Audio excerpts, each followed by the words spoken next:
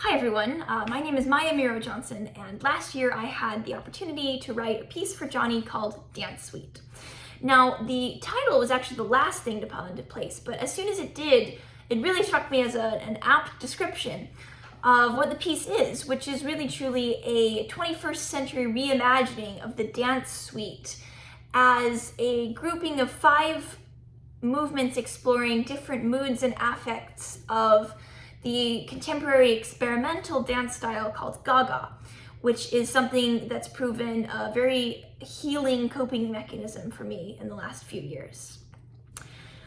Each one of the movements contains the central tenet of describing curves and overlapping circles in interior and exterior space, and asks Johnny to undergo continuous and pattern-breaking research.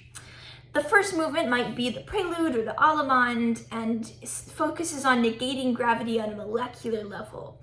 Movement 2 is perhaps more courant-like and is improvised to a pre-recorded audio track of spoken text that mimics images and prompts that a researcher might discover in a Gaga class, and has the idea of traveling textures, the sense of lightness, and connecting to groove and silliness.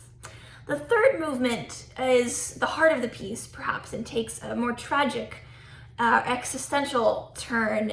Maybe it's the sarabande, or perhaps even the chaconne, and thinks about the idea of sensing the far, aching distance between things. The idea of shaking versus quaking, and surrendering to one's tiredness and accepting exhaustion and dead flesh. The piece starts to pick up again with the fourth movement, a bourrée maybe, and focuses on the availability of rotation and change, and turning this weakness discovered in the previous movement into groove again.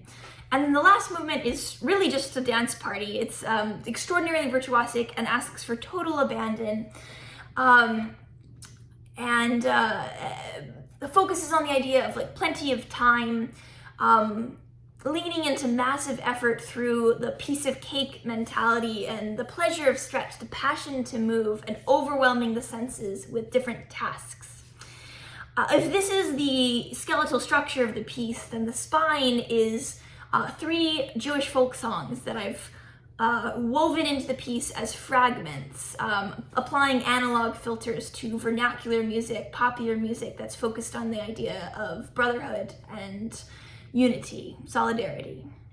I hope that even if you don't hear these quotes, you might find yourself oddly compelled to tap your toe or maybe dance a jig or two.